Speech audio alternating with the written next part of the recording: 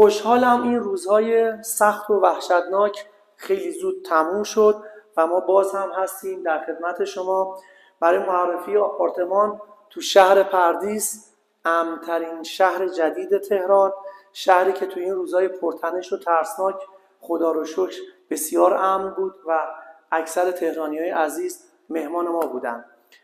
یه آپارتمان فاز 11 خوشگل دیزاین شده جذاب و تقدیم نگاه قشنگتون میکنم و براتون آرزوی صلح و آرامش دارم. اعتراف میکنم خداییش دلم تنگ شده بود براتون پست بذارم و شیرین زبونی کنم.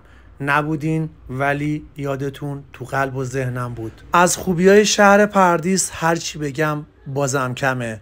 نزدیکترین شهر جدید به تهران، دسترسی خوب، آب و هوای فوق‌العاده خوب و یه شهر شیک و مدرن.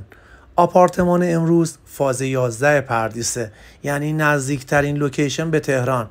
چرا بری ویلا بخری؟ بیا پردیس یه آپارتمان خوشگل 87 متری بخر.